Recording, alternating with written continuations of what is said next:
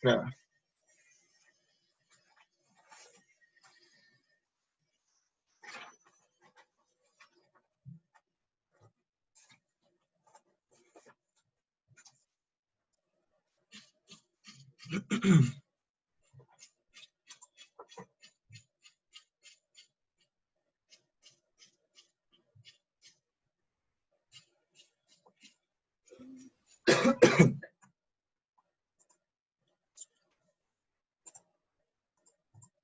¿No podemos partir con el ejercicio 2? Ya, sí. Partamos con el ejercicio 2. Aunque sí el enunciado no está acá porque pensé que ya estaban claros con ese ejercicio. Pero partamos con el ejercicio 2. Gracias. Bueno, espero que tengan el enunciado en sus manos, ya que tiene el archivo igual. Vamos a partir con el ejercicio 2 entonces.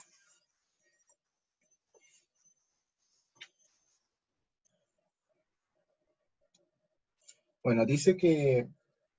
A ver, está grabando todo, sí. Dice que tenemos un sistema cilindro-pistón que contiene oxígeno a una presión de un bar. Y que ocupa 1 metro cúbico de volumen. Y tiene una temperatura de 25 grados Celsius. A través de una resistencia que tiene una potencia de 1000 watts que se conecta durante 7 minutos, el gas se expande a presión constante. Calcular la temperatura final, el trabajo de rozamiento entregado y el cambio de energía interna. Bueno, para este ejercicio tenemos que primero dibujar nuestro sistema. Como tenemos un sistema cilindro-pistón, entonces va a estar de la siguiente manera. En un estado inicial va a estar con este volumen. Esto es un cilindro-pistón, va para arriba. Y después cambia de estado. Eh,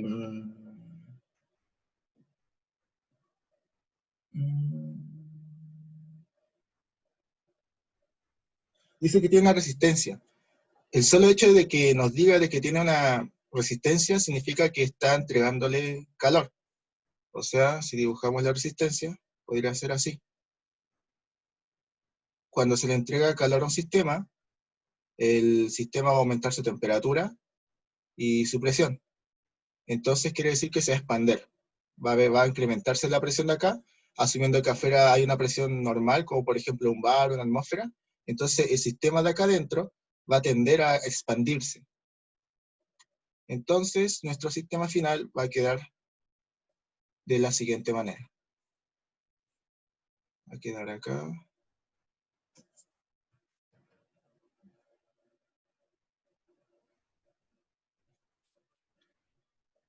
¿Qué otro sistema de rozamiento podríamos agregar a este ejercicio como para aumentar un poco la dificultad? ¿Qué otra cosa puede haber acá adentro que aumente ese rozamiento acá adentro? ¿Qué creen ustedes?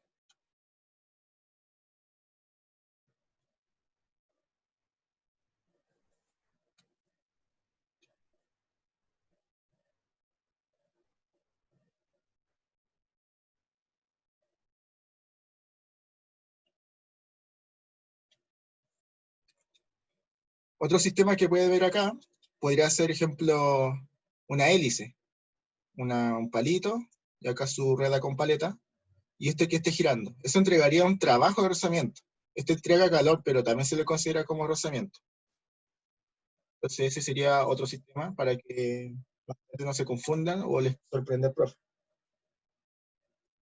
Entonces, en este estado tenemos nuestro fluido, que sería oxígeno 2, y tenemos también la masa de molar del oxígeno O2, que sería 32 kilogramos kilomol. También conocemos el R, que es constante,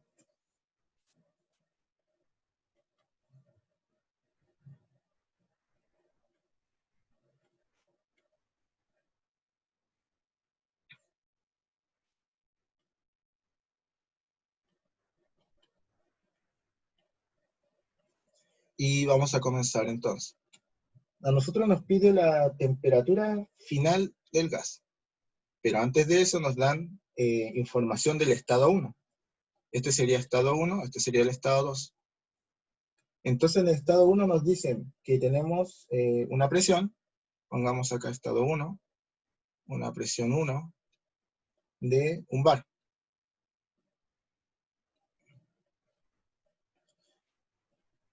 Dice que ocupa un volumen de 3 metros cúbicos. Y una temperatura de 25 grados Celsius. Entonces los gases ideales, se asume acá también que el oxígeno lo vamos a trabajar como gas ideal. En los gases ideales tenemos una ecuación que es fundamental, que se llama el pavo ratón, o la ecuación de los gases ideales. PV igual a nRT. Y recuerden que si tenemos tres variables, o tres parámetros conocidos, podemos despejar el otro. En este caso, a nosotros nos conviene despejar la masa. ¿Y cómo se expresa la masa aquí? No me pesca esto.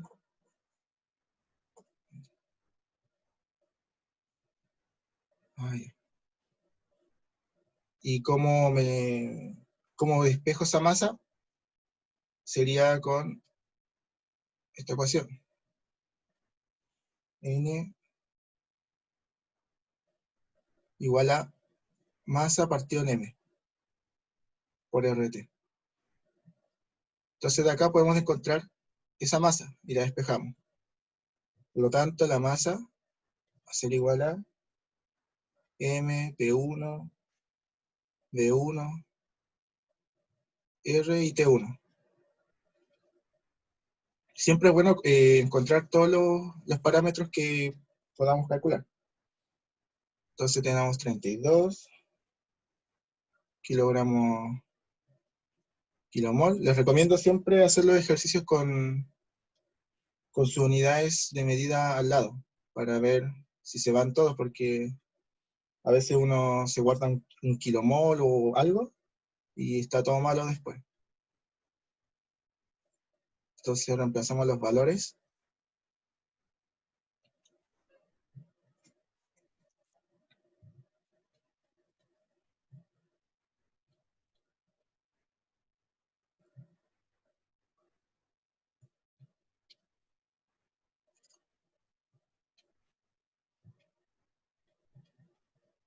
Y la gracia de esto es que se nos va todo. Por ejemplo acá, Pascal con metro cúbico va a ser igual a Joule. Kelvin con Kelvin. Kilomol con kilomol. Y nos queda justo el kilogramo. Entonces, ahí encontramos la masa. Esto implica que la masa entonces, masa 1 llamémosle, va a ser igual a 1,2915 kilogramos. El volumen ahí no es 3.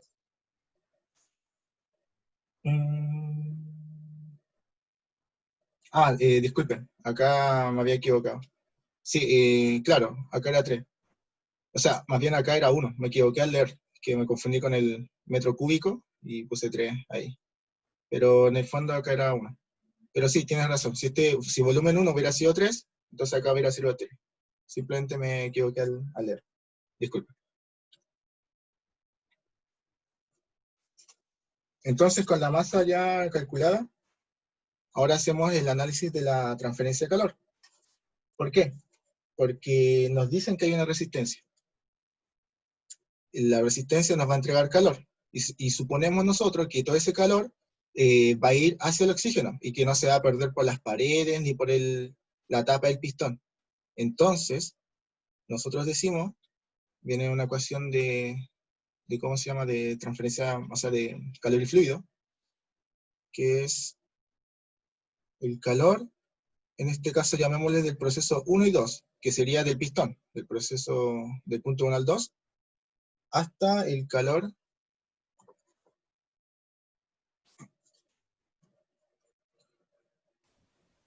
va a ser igual, llamémosle en magnitud. El magnitud, calor de 1 a 2 va a ser igual al calor producido de la resistencia. Pero esto es en magnitud. Nosotros tenemos que siempre poner en algunos lados un símbolo, o sea, un signo negativo para identificar que uno se dio y el otro absorbió. Entonces, si hacemos ese análisis, del 1 al 2, viene que la masa por el C sub P, por la temperatura F, que sería final, la que queremos encontrar, de nuestro sistema cilindro-pistón, va a ser igual a esos 1000 watts. Como watt es potencia, entonces para nuestros casos vamos a llamar potencia calorífica o potencia de la resistencia. Uno usa la nomenclatura, pero también nos da el tiempo. Entonces watt por tiempo o por segundo se transforma en joule, que sería energía. Entonces vamos a multiplicarle por este tiempo. Y de acá nosotros podemos calcular la temperatura final. La despejamos. Temperatura final va a ser igual a TI más esos watts por el tiempo, que sería 7 minutos, por masa y C sub P. ¿Hasta ahora hay alguna duda? Sí. ¿Cuál? Disculpa, ¿Sí? ah, alguien te había hecho una pregunta, no escuché. Mm, Bueno, te quería preguntar, lo que escribiste en verde, ¿es una R o un 12? Eso era calor, ¿no? sí, es calor, es una R. Ah, ya. Lo puse R como por qué. resistencia, o también podría ser una R de rozamiento. Uno decide la nomenclatura con la que va a trabajar en este momento. Pero este sería R. ¿Otra duda? Ah, ya. No, no, eso era. Ok. Ah, y ese PC que era, lo hablaste de watts.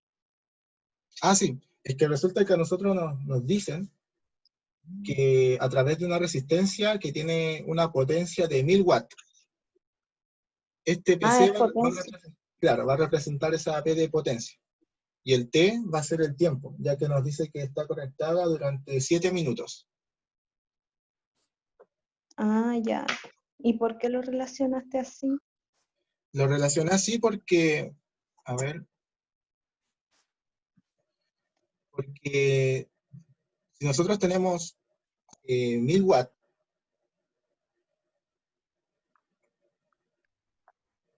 watt se puede escribir también como joule, ¿no? Joule partido en segundo.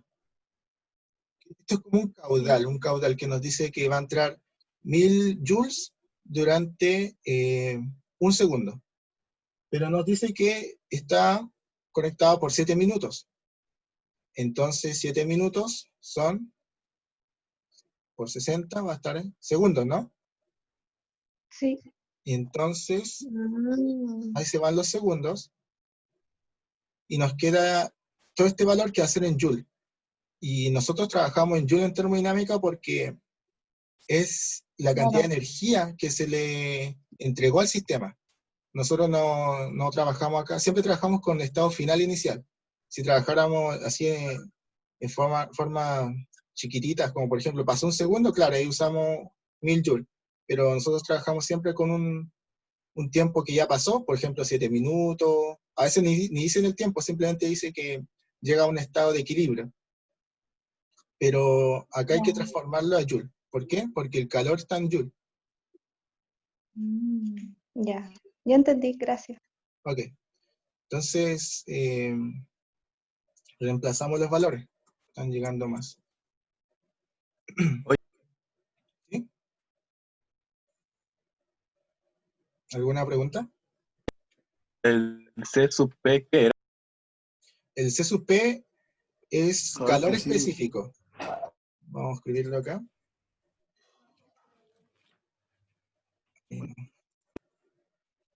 Una consulta. ¿Sí? En la ayudantía anterior nos diste una relación para los que tenían duda con el ejercicio 2. que el ¿Ya? calor específico se podía sacar de una relación que te da un número muy aproximado a lo que está en tabla, que Claro, era 7,5 por por el R. R, pero el R de ese gas, Claro, o RG, ¿no? sí, el RG. Pero eso era para los gases diatómicos Diatómicos, claro. Ejemplo, ¿cómo? y para los otros, ¿Sí? para los monoatómicos, ¿cómo sería? Ok, hagamos un repaso de eso entonces. Vale, ¿Qué? porfa. Dale. ¿Cómo identifico yo un gas monoatómico de un diatómico? Gas ahí escribamos.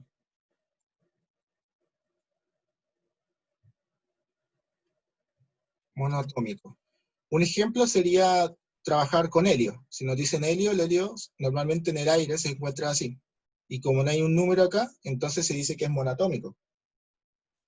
Otro ejemplo, a ver, podría ser argón. Pongamos argón, a ver. Son los gases nobles. Claro, puros gases que son sin número acá.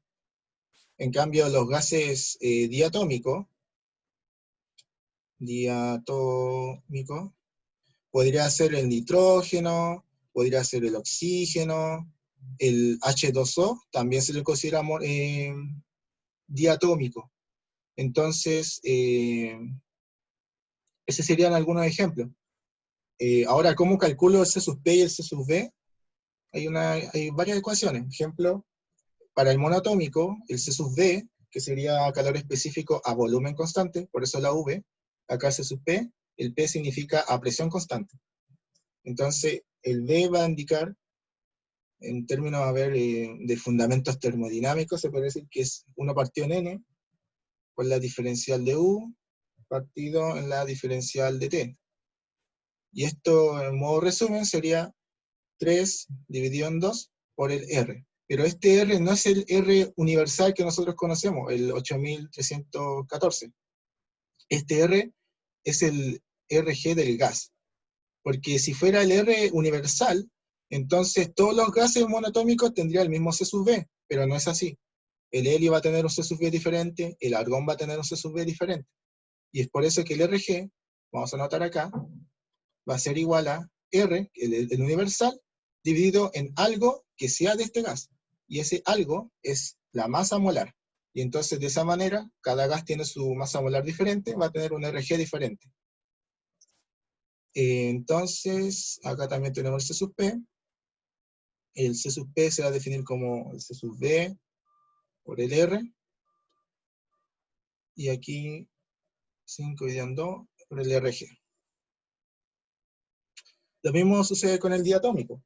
Acá tenemos el C sub V, el 1 partido en la diferencial,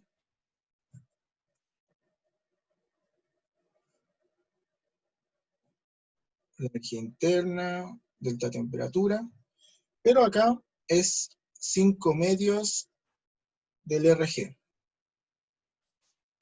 Y acá el C sub P va a ser la ecuación que te di, que era 7 medios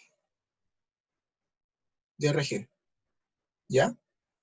Y de acá también se concluye otra cosa importante que nos va a servir más adelante.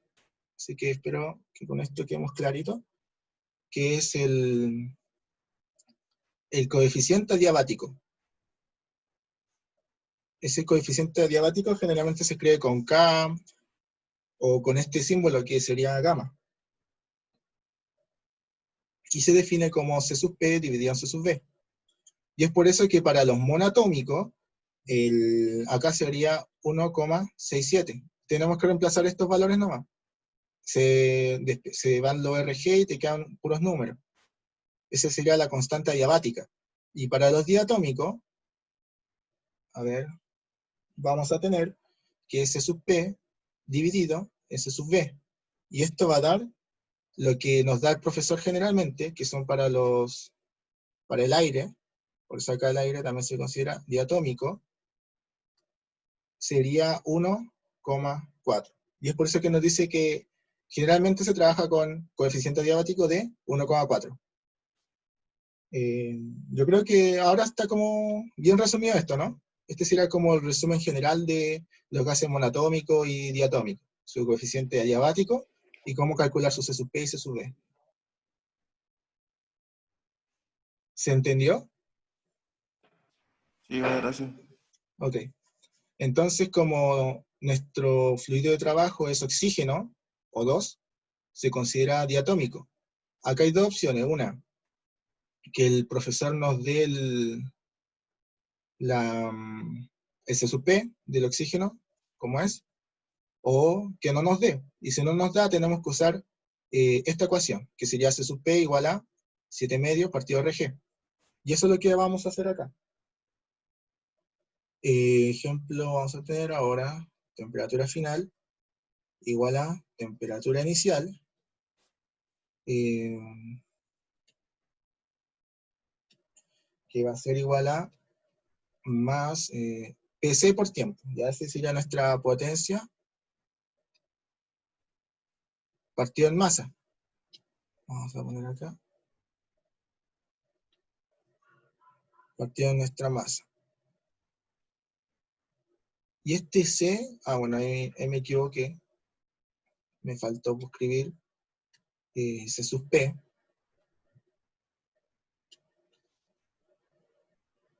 Ese C sub P lo reemplazamos por estos números, ya que en este caso no nos dan el C sub P del oxígeno. Y el C sub P es nos va a dar 7 por el RG, o mejor lo transformamos a R mejor, para que quede como una fórmula general. A R universal por la masa molar y por 2, ¿no? Este va para abajo, se transforma en RG, el 2 para abajo se transforma en 7 medios, y ese sería el C sub P. ¿Qué más? Bueno, reemplazamos los valores. Entonces acá daría 25 grados Celsius más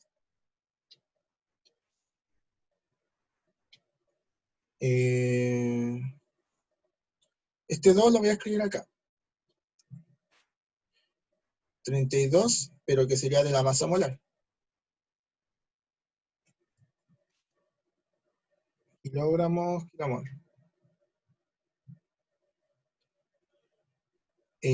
Los 1000, que significaría los watts, vamos a escribirlo en joule segundo, por ese 7 minutos, por 60, nos quedan segundos. Este 7 lo voy a escribir acá. Nos queda la masa la calculamos y era 1,2915 kilogramos. Y nuestro R universal, 8314,7. Y ese sería en joule, kilomol, Kelvin. Entonces, claro, acá podemos ver claramente que se nos va todo, ¿no? El segundo, kilogramos con kilogramos, kilomol con kilomol, y joule con joule. Y nos queda Kelvin. Para nuestros efectos, cuando acá, en estos casos, cuando hay una división así, y se van todos y se está sumando, ejemplo, a grados Celsius, este Kelvin se puede transformar a grados Celsius, ya que un grado Celsius equivale exactamente a un grado Kelvin. ¿Se entiende eso, no? Ejemplo, si subo de 0 a 10 grados Celsius, ¿cuántos grados Kelvin subió? 10 Kelvin también. Pero si ahora de 0 a 10 grados Celsius, no es lo mismo que cuánto subió en Fahrenheit o en Rankine. Es por eso que ahí hay problemas. Pero cuando estamos acá en Kelvin y grados Celsius, se pueden sumar. Esa es la conclusión que quería dar. Entonces acá encontramos que la temperatura final es igual a 382,594 grados Celsius. Entonces, ¿qué podemos decir? que si no nos da el C sub P, pero conocemos qué tipo de gases, entonces podemos calcularlo de forma teórica. El C sub P, a modo para que ustedes sepan, yo lo encontré en internet, hay varios C sub P. El C sub P puede variar por la temperatura igual. Entonces el C sub P en casos normales puede ser como 915 joule, kilogramos. Eso es como para que puedan comparar el C sub P por tabla, comparación al C sub P de teórico. Ahí pueden comparar ustedes. ¿Qué más? Ese sería el punto A.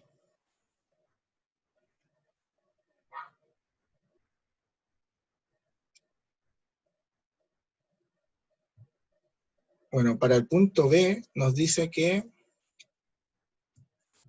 ¿Qué nos dice? Nos dice el trabajo de rozamiento entregado.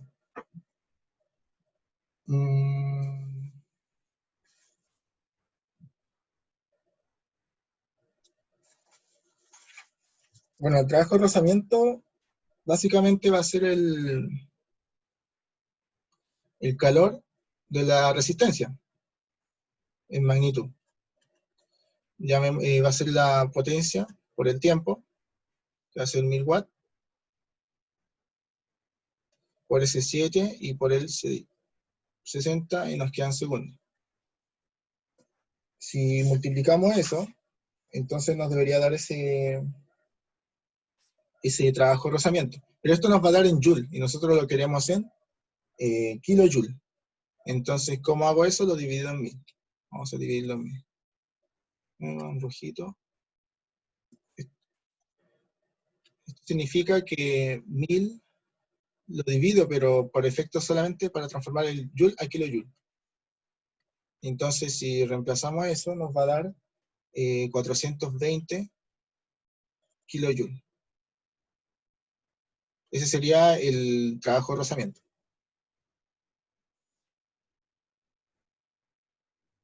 Y el otro punto que nos pide el cambio de energía interna.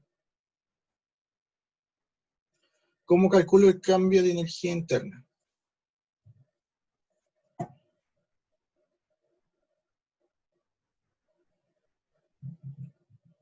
Bueno, para el cambio de energía interna, primero tenemos que saber cuál fue el proceso que llevó. El proceso que llevó fue así. De acá para acá. En donde teníamos un punto 1, el cual se transportó a punto 2.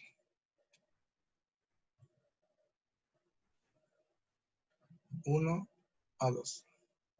Esta es presión y este es volumen, PV. Entonces, para conocer nuestro punto 2, tenemos que calcular un parámetro, como por ejemplo, el volumen. Entonces, como yo sé que ahora es un proceso isobárico, entonces nuestro PV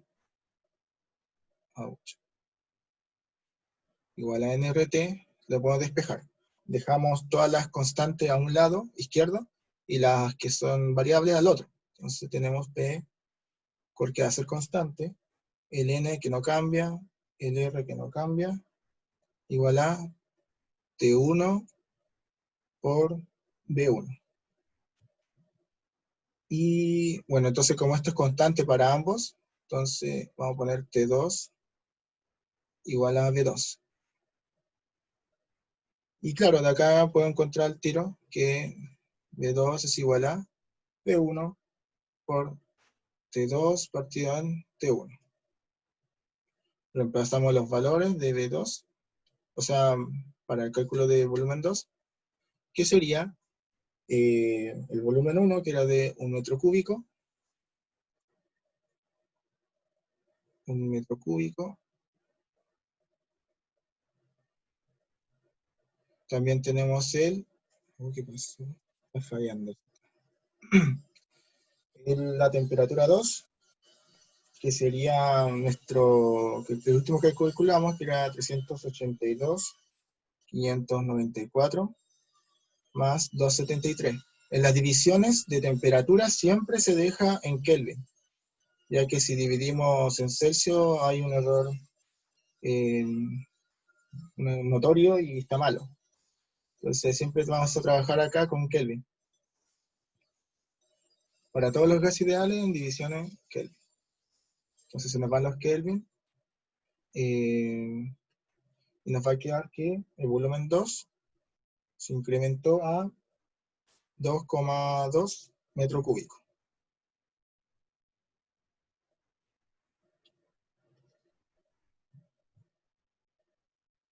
Entonces ahora conocemos acá que va a ser 1 y acá va a ser 2,2.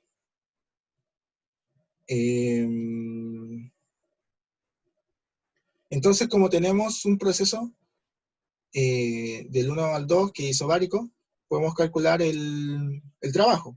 El trabajo, como ya conocemos, va a ser la integral de 1 a 2 con dp de B.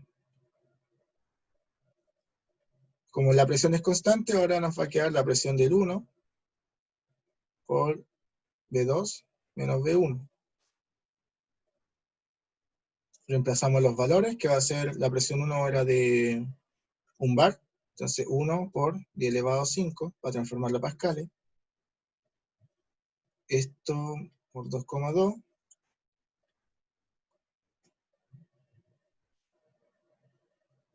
Queda en metro cúbico.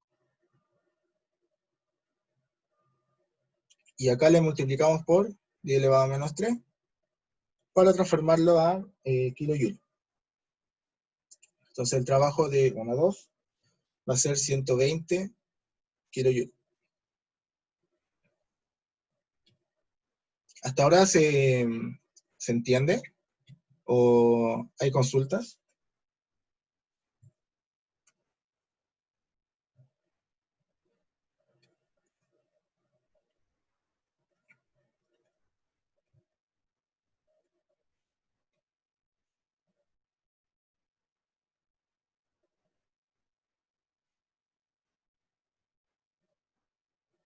Ya, entonces, como ya tenemos el trabajo de rozamiento, tenemos nuestro trabajo del sistema de producido, del 1 al 2, entonces tenemos que calcular cuál fue el incremento de energía interna. Y para eso usamos la primera ley. Esta ley es muy, muy poderosa. Nos va a decir el tiro cuál es el incremento. Entonces tenemos calor del 1 al 2, el trabajo del 1 al 2, igual a el delta de energía interna, y las otras variaciones. Por ejemplo, puede estar acá la energía cinética, puede estar la potencial, dentro de la potencial puede estar la gravitatoria, puede estar la elástica, hay varios factores ahí. Pero para nuestros casos, y también es como una conclusión, que estos dos tipos de energía aportan muy poco. Entonces, en algunos casos se puede eliminar. Entonces nos quedaría el calor y el trabajo. Este calor es el trabajo de rozamiento. Y este trabajo sería el trabajo que se produjo del punto 1 al 2. Entonces, vamos a tener acá nuestro incremento de energía interna del 1 al 2, nos queda igual que calor 1, trabajo 2. Entonces nos queda que